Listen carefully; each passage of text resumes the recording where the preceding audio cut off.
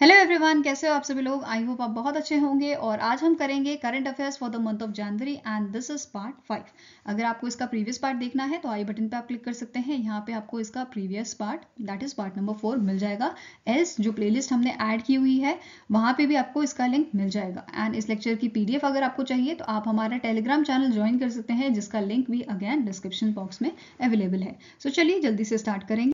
पहला आपका हेडिंग यहाँ पे है, Punjab national bank became the first public sector bank to launch credit card for FDs digitally. So यहाँ पे जो PNB है वो पहला पब्लिक सेक्टर बैंक बना है जिसने लॉन्च किया गया है क्रेडिट कार्ड। किसके लिए? FDs के लिए।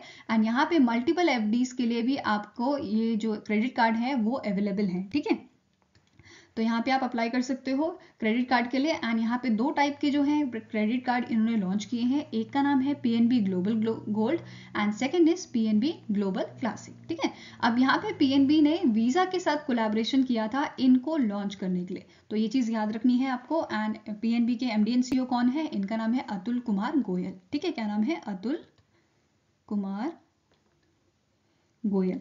एंड यहाँ पे एक और चीज जो इंपॉर्टेंट है जो पूछी जा सकती है दैट इज कि जो क्रेडिट कार्ड की यहाँ पे आपकी लिमिट है, ठीक है, क्रेडिट लिमिट जिसे बोलते हैं हम, क्रेडिट लिमिट वो कितनी है? 80% की। ठीक है, नेक्स्ट हेडिंग की तरफ चलते हैं। Startup funding in India to decline by 33% to $24 billion in 2022। So यहाँ पे देखो एक रिपोर्ट है जो रिलीज की गई थी। इस रिपोर्ट का नाम क्या है? Startup tracker calendar year 2022। CY है स्टैंड्स फॉर कैलेंडर ईयर, जो आपका जनवरी से आपका कब तक होता है? दिसंबर तक। वेरस अगर हम फाइनेंशियल ईयर की बात करें तो ये आपका अप्रैल से मार्च तक होता है। ठीक है, this is your CY is your calendar year and FY is your financial year. ठीक है, अब यहाँ पे इस रिपोर्ट को रिलीज किसने किया है? Price Water house Cooper PwC India, जिसका हेडक्वार्टर कहाँ पे है? कोलकाता इन वेस्ट बंगाल। और इसके चेयरपर्सन है संजीव, क्या नाम है इनका? संजीव कृष्णा।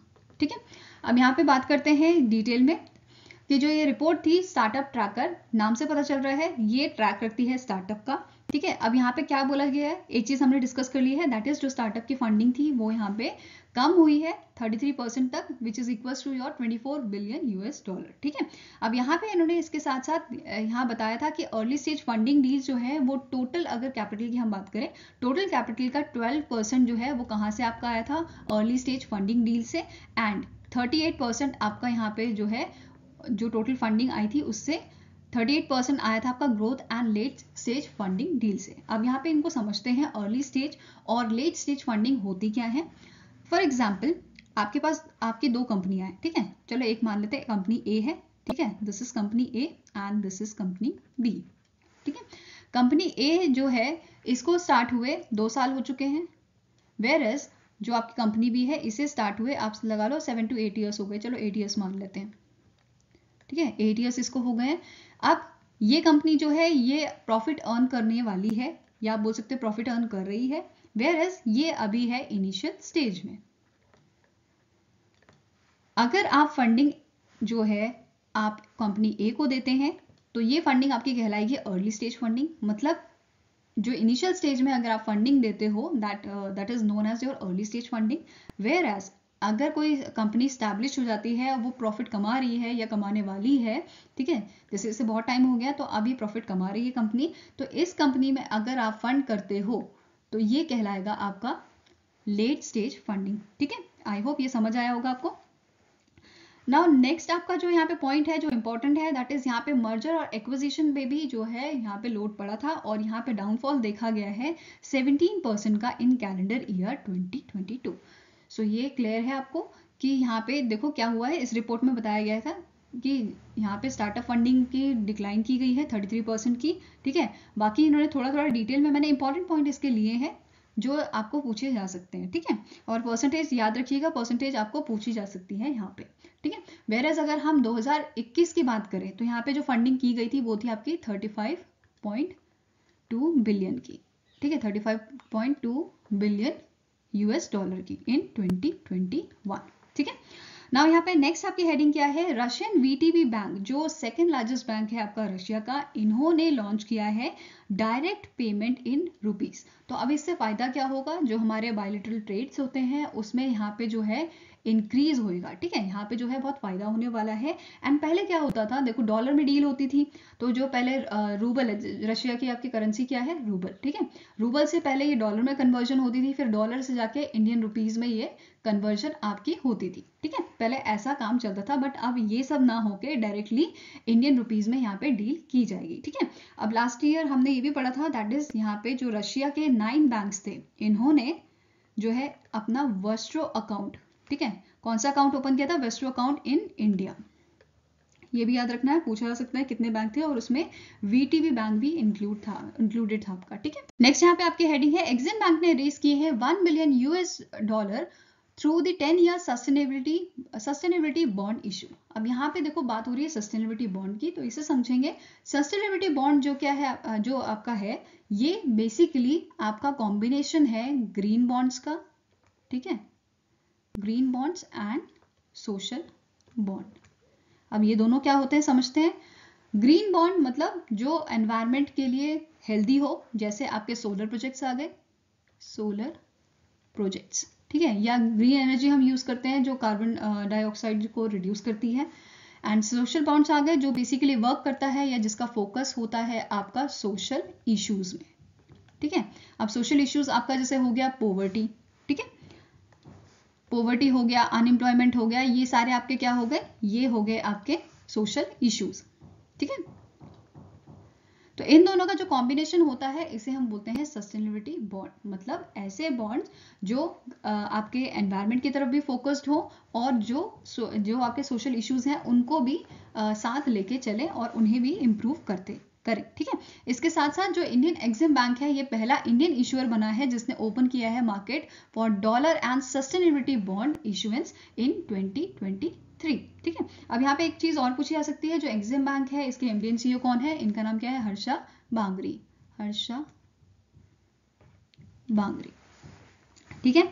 नाउ नेक्स्ट हम हेडिंग की बात करते हैं। तो यूनियन बैंक ऑफ इंडिया ने सैंक्शन किया है 150 एग्री ड्रोन लोन्स, ठीक है, किसे, गरुड़ा किसान ड्रोन अंडर द किसान पुष्पक स्कीम। और ये लोन या ये पार्टनरशिप हुई है यूनियन बैंक ऑफ इंडिया के साथ and union bank of India की गरुड़ा एरोस्पेस प्राइवेट लिमिटेड के साथ, जिसका हेडक्वार्टर आपका कहाँ पे है, इट इज इन दी चेन्नई, ठीक है, चेन्नई बेस्ड कंपनी है आपकी। और ये ड्रोन स्टार्टअप है, it is the drone startup, ठीक है। अब यहाँ पे एक क्वेश्चन क्या बन सकता है, दैट इज ये क्वेश्चन बनेगा आपका कि जो ये स्कीम है किसान पुष्पक स्कीम, ठीक है, ये कौन से बैंक ने लॉन्च की है, तो इसे आंसर क्या हो जाएगा आपका, यूनियन बैंक ऑफ इंडिया ने किसान पुष्पक स्कीम जो है लॉन्च की है, ठीक है। अब यहाँ पे जो पार्टनरशिप की हुई है यूनियन बैंक ऑफ इंडिया की with the Garuda aerospace private limited के साथ, यहाँ पे ये आपकी पार्टनरशिप की गई है under the agriculture infrastructure fund, ठीक है, that is agriculture infrastructure fund के तहत। और यहाँ पे जो आपकी बेसिकली जो स्कीम है, इस स्कीम के तहत जो लोन दिया जाता है वो कोलेटरल फ्री होता है। दैट मीन्स आपको जब लोन दिया जाएगा तो उसके बेसिस पे या आपको कुछ भी वहाँ पे गिरवी नहीं रखना पड़ेगा, ठीक है। एंड अभी तक यहाँ पे अराउंड 1 लाख करोड़ का जो लोन है वो ऑलरेडी दिया जा चुका है आउट ऑफ 1000 करोड़, ठीक है। टोटल बजट क्या है 1000 करोड़ का, इसमें से अभी तक 1 लाख करोड़ का जो है लोन ऑलरेडी दिया जा चुका है, ठीक है, ये चीज याद रखनी है। और साथ में ही गरुड़ा एरोस्पेस जो है वो ट्रेन कर रहा है 1 लाख यूथ को फ्री ऑफ कॉस्ट, ताकि जो ड्रोन्स हैं, ड्रोन पायलटिंग के लिए वैसे, या आप बोल सकते हो कि ड्रोन को चलाने के लिए, ठीक है। एंड यहाँ पे इनका टारगेट है कि 31 मार्च 2023 तक ये 5000 ड्रोन्स जो है वो सेल करें, ठीक है, ये टारगेट इन्होंने रखा है। और साथ में रिसेंटली इन्होंने गरुड़ा एरोस्पेस ने जो है साइन किया था एमओयू किसके साथ, रेलीज इंडिया के साथ, बूस्ट करने के लिए एग्रीकल्चर सेक्टर को। और यहाँ पे इन्होंने जो है डेमो भी रखा है इन महाराष्ट्र एंड आंध्र प्रदेश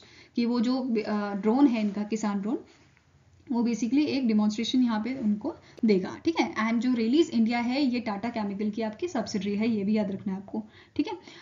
नाउ यहाँ पे नेक्स्ट बात करेंगे हेडिंग की, एनपीसीआई ने अलाउ किया है UPI transaction for non resident accounts link to international numbers. अब यहाँ पे बात क्या हो रही है कि यहाँ पे जो अलाउंस दी गई है या अप्रूवल दिया गया है, किसे दिया गया है, non resident external that is NRE and NRO को, ठीक है। अब यहाँ पे इनका जो नंबर जो है लिंक्ड होगा, ठीक है, मतलब जो NRI अकाउंट होंगे उससे जो इंटरनेशनल नंबर लिंक्ड होगा उसके थ्रू भी अब UPI ट्रांजेक्शन जो है की जा सकेगी। एंड इनिशियली या बोल सकते हो सबसे पहले 10 यहाँ पे जो कंट्रीज आपको मेंशन की हुई है that is Singapore, Australia, Canada, Hong Kong, Oman, Qatar, United state of America, Saudi Arabia, UAE and United Kingdom, इन सबको जो है जल्दी ही UPI ट्रांजेक्शन जो है इनको अवेलेबल करा दी जाएगी, ठीक है। एंड साथ में ही यहाँ पे जो NPCI है, ठीक है, national payment corporation of India ने यहाँ पे मैंडेट जारी किया है कि जो भी UPI मेंबर्स हैं, जैसे बैंक हो गया, पेमेंट प्लेटफॉर्म हो गए, इनको यहाँ पे इनके जो रूल्स हैं, नॉर्म्स जो हैं वो फॉलो करने हैं बाय 30 अप्रैल 2023 तक। I hope this is clear. Now next यहाँ पे हेडिंग क्या है, RBI ने रिसेंटली नोटिफाई किया है list of credit rating agencies. तो यहाँ पे 6 क्रेडिट रेटिंग एजेंसी की इन्होंने लिस्ट जारी की है। पहली आपकी है Acuite rating and research limited, next is credit analysis and research limited, CRISIL's rating limited, ICRA limited, India rating and research private limited, and next is Infomerics valuation and rating private limited. तो ये 6 लिस्ट के नाम 6 नाम यहाँ पे जो है दिए गए हैं क्रेडिट रेटिंग एजेंसी के। पहले ये 7 हुआ करते थे, ठीक है। इन मंथ ऑफ अक्टूबर सेबी ने यहाँ पे सर्टिफिकेशन कैंसिल की है। कौन सी रेटिंग एजेंसी की? तो आंसर आपका क्या होएगा, ब्रिक वर्क रेटिंग एजेंसी, ठीक है। तो यहाँ पे ये चीज क्लियर हुआ, कौन सी 7th हुआ करती थी पहले, तो brick work rating agency, rating India agency, ठीक है। अब यहाँ पे एक और चीज नोट करने वाली है, दैट इज जो क्रेडिट रेटिंग एजेंसी है इनको रेगुलेट कौन करता है, ठीक है। तो रेगुलेटर कौन है इनका, तो आंसर आपका होगा सेबी, और सेबी इसे रेगुलेट करता है under the regulation, SEBI regulation act, SEBI regulation, ठीक है, 1999 के तहत, जो आपका आता है under the SEBI act. SEBI का एक्ट कौन सा, 1992 का, ठीक है। I hope this is clear. Now next is RBI ने ग्रांट किया है इन प्रिंसिपल अप्रूवल, किसे दिया है, पेमेंट एग्रीगेटर का, एनकाश को। एनकाश का आपका जो है हेडक्वार्टर पूछा जा सकता है, ये आपका है मुंबई में, ठीक है। कहाँ पे है इसका हेडक्वार्टर, मुंबई, महाराष्ट्र। एंड इसके साथ साथ रिसेंटली अभी भारत पे को एंड हिताची पेमेंट सर्विसेज को भी पेमेंट एग्रीगेटर का लाइसेंस यहाँ पे दिया गया है, ठीक है। एंड रिसेंटली भारत पे भी न्यूज में था अभी, क्योंकि इसके इंटरिम CEO को अपॉइंट किया गया था, जिनका नाम क्या है, नलिन नेगी, ठीक है। वेरएज अगर हिताची पेमेंट सर्विसेज की बात करें तो इनके MD कौन है एट प्रेजेंट, इनका नाम है रुस्तम, MD रुस्तम ईरानी, ठीक है। नाउ नेक्स्ट आपकी हेडिंग है, बजाज आलियांज लाइफ इंश्योरेंस ने यहाँ पे पार्टनरशिप की है पंजाब एंड सिंध बैंक के साथ, स्ट्रैटेजिक पार्टनरशिप। अब ये पार्टनरशिप के थ्रू क्या होगा कि जो पंजाब एंड सिंध बैंक है ये बेसिकली इंश्योरेंस प्रोडक्ट जो है बजाज आलियांज लाइफ इंश्योरेंस के, ये इनको डिस्ट्रीब्यूट करेंगे, ठीक है। एंड इनकी पार्टनरशिप जो थी, ये 25th बैंक, बेसिकली जो बजाज आलियांज लाइफ इंश्योरेंस है, इन्होंने 25th बैंक के साथ, मतलब पंजाब एंड सिंध बैंक जो है वो 25th बैंक है जिसके साथ इस टाइप की पार्टनरशिप इन्होंने की है, ठीक है। एंड रिसेंटली जो आदित्य बिरला हेल्थ इंश्योरेंस है, इन्होंने भी बैंक इंश्योरेंस पार्टनरशिप की थी, किसके साथ, पंजाब एंड सिंध बैंक के साथ, ठीक है। तो ये चीज याद रखनी है आपको। And Punjab and Sind bank के MD एंड CEO पूछे जा सकते हैं, तो इनका नाम क्या है, स्वरूप कुमार शाह। क्या नाम है, स्वरूप कुमार शाह, ठीक है। अब आदित्य बिरला के भी आपको पता होने चाहिए, इनका नाम क्या है, मयंक बथवाल। क्या नाम है इनका, मयंक बथवाल, ठीक है। एंड बजाज लाइफ इंश्योरेंस के जो आपके MD एंड CEO है, इनका नाम क्या है, इनका नाम है तरुण चूग, ठीक है। नेक्स्ट आपकी हेडिंग है, SBI ने रिसेंटली लॉन्च किया है electronic bank guarantee, that is EBG facility, किसके एसोसिएशन में, in association with the national e-governance services limited के साथ, ठीक है। अब यहाँ पे क्वेश्चन क्या बन सकता है कि ये किस वजह से यूज किया गया है, तो यहाँ पे ट्रांसपेरेंसी इंक्रीज करने के लिए, एंड जो इनका टर्न अराउंड टाइम होता है, बेसिकली जो मैनुअली काम होता है उसके कंपैरिजन में अगर आप ऑनलाइन काम कर रहे हो, इलेक्ट्रॉनिक काम कर रहे हो, तो उसका टर्न अराउंड टाइम जो है वो कम हो जाता है, ठीक है। अब एक क्वेश्चन ये भी बन सकता है कि सबसे पहले कौन से बैंक ने इसे लॉन्च किया था, तो आंसर आपका क्या होगा, HDFC बैंक ने, ठीक है। नाउ नेक्स्ट क्या है, पे रूप ऐप यहाँ पे लॉन्च की गई है, इंडिया फास्टेस्ट पेमेंट ऐप कहाँ पे इसे लॉन्च किया गया था? बेंगलुरु कर्नाटका में इसका जो सेरेमनी है वो हेल्ड हुई थी, ठीक है, लुलु मॉल में। एंड यहाँ पे टेक्नोलॉजी इसकी पूछी जा सकती है, वेब 3.0 टेक्नोलॉजी यहाँ पे यूज़ की गई है। एंड ये जो पेमेंट ऐप है इसमें हर तरीके से आपका जो बेसिकली टाइम यहाँ पे जो है वो बच जाएगा। जैसे आप यहाँ पे मूवी टिकट्स भी बुक कर सकते हो, आपकी जो लाइक बस की टिकट्स है या फ्लाइट की टिकट्स हैं वो सारी बुक कर सकते हो, बच्चों की फीस भी आप यहाँ से दे सकते हो, ठीक है। तो जो भी आपकी ट्रांजैक्शन है वो ऑल इन वन सोल्यूशन आपको यहाँ पे दिया गया है, ठीक है। नेक्स्ट यहाँ पे हेडिंग है आपकी, आरबीआई ने शॉर्टलिस्ट की है 7 global consultancy firm for artificial intelligence and machine learning to improve regulatory supervision, ठीक है। अब ये आपके आर्टिफिशियल इंटेलिजेंस एंड जो मशीन लर्निंग है ऑलरेडी आरबीआई यूज कर रही है। अब इन्होंने यहाँ पे शॉर्टलिस्ट की है 7 ग्लोबल कंसल्टेंसी फर्म को, ताकि ये भी इसे यूज करें, ठीक है। तो कौन कौन से फर्म्स है? Essential solution private limited, Boston consulting group,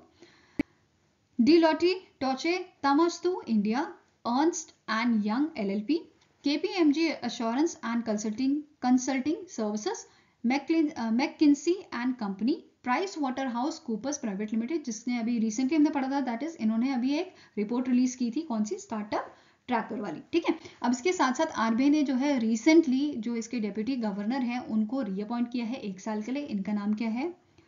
Michel, spelling देख लीजिएगा, मिशेल देबा बत्र पात्र, कुछ ऐसा नाम है इनका। इनको 1 ईयर का यहाँ पे एक्सटेंशन दिया गया है, ठीक है। एक्सटेंशन यहाँ पे उनको दिया गया है 1 ईयर का। नेक्स्ट आपकी हेडिंग है, सेबी ने रिसेंटली एक्सटेंड किया है trading hours for stock exchange outage, ठीक है। अब आउटेज समझते हैं, आउटेज ऐसा टाइम पीरियड होता है जिसमें आप अपने यूजर्स को जो है सर्विसेज प्रोवाइड नहीं करते हो, ठीक है। This is known as your outage, ठीक है। अब यहाँ पे स्टैंडर्ड ऑपरेटिंग प्रोसीजर सेबी ने रिलीज किया है। बेसिकली किस चीज के लिए रिलीज किया गया है? ताकि जो आउटेज आए उसको कैसे हैंडल किया जा सके, एंड अगर जरूरत पड़े तो ट्रेडिंग आवर्स को एक्सटेंड भी किया जा सकता है, ठीक है। अब यहाँ पे कंडीशन क्या रखी है आउटेज के लिए? दैट इज, अगर आउटेज आपका 1 घंटे से कम होता है या 1 घंटा होता है, इस केस में ट्रेडिंग आवर्स को एक्सटेंड नहीं किया जाएगा। वेयरएज अगर आउटेज ज्यादा होता है 1 घंटे से, इन दैट केस जो आपका ट्रेडिंग आवर्स है, ठीक है, ट्रेडिंग आवर्स को यहाँ पे 1 घंटे के लिए या 1.5 आवर्स के लिए इसको इंक्रीज कर दिया जाएगा, इसे एक्सटेंड कर दिया जाएगा, ठीक है। नाउ नेक्स्ट यहाँ पे आपकी हेडिंग है, एचडीएफसी कैपिटल जो सब्सिडरी है आपकी एचडीएफसी लिमिटेड की, प्राइवेट लिमिटेड की, इन्होंने रेस किया है 376 that is $376 million for affordable housing fund H care 3। अब यहाँ पे मेन आपका जो पूछा सकता है, इसका फुल फॉर्म पूछा जा सकता है, तो इसका फुल फॉर्म क्या है? HDFC capital affordable real estate fund 3, ठीक है। एंड इसका प्राइमरी इन्वेस्टर कौन है? Abu Dhabi investment authority that is ADIA। Now next यहाँ पे हेडिंग है, साउथ इंडियन बैंक ने लॉन्च किया है MSME ऑनलाइन पोर्टल, ठीक है। तो क्वेश्चन अगेन ये बन सकता है, कौन से बैंक ने रिसेंटली MSME ऑनलाइन पोर्टल जो है लॉन्च किया है, जिसमें अप्रूवल जो है 1 करोड़ तक का दिया जा सकता है। इस टाइप का क्वेश्चन बन जाएगा, या MD and CEO भी पूछ सकते हैं। तो कौन है MD and CEO? इनका नाम है मुराली रामाकृष्णन, ठीक है। अब यहाँ पे क्या बोला है? मैक्सिमम जो अप्रूवल है वो 1 करोड़ का यहाँ पे दिया जा सकता है। एंड बेसिकली इसे लॉन्च क्यों किया गया था? ताकि जो लोन्स है उनको जल्दी से जल्दी अप्रूवल मिल जाए, ठीक है। Instant online in principle approval के लिए इसे लॉन्च किया गया था, ठीक है। Now next and the last heading is, L&T ने पार्टनरशिप की है H2 कैरियर के साथ डेवलप करने के लिए फ्लोटिंग ग्रीन हाइड्रोजन प्रोजेक्ट्स। अब यहाँ पे क्वेश्चन क्या बनेगा? दैट इज H2 कैरियर जो है कौन सी कंट्री की कंपनी है? आजकल इस टाइप के क्वेश्चंस भी आपके बन रहे हैं, तो आंसर क्या होगा? नॉर्वे की। ये आपकी नॉर्वे की कंपनी है। एंड रिसेंटली H2 कैरियर ने जो है ग्रीनलैंड बेस्ड कंपनी जिसका नाम है अनूरी, इसके साथ एक MOU साइन किया था डेवलप करने के लिए पहला commercial offshore wind farm in Greenland as a part of a project to produce and export green ammonia. I hope this is clear. So guys, मिलेंगे आपको ऐसे ही नेक्स्ट वीडियो के साथ। Till then take care, have a nice day and all the best for your preparations, ठीक है। अगर आपके कोई सजेशन है तो आप हमें मेल कर सकते हो benchmarkstudy007@gmail.com पे, या फिर आप हमें कमेंट सेक्शन में भी लिख सकते हैं, ठीक है। तो मिलेंगे आपको नेक्स्ट वीडियो के साथ। Till then take care and all the best for your preparations.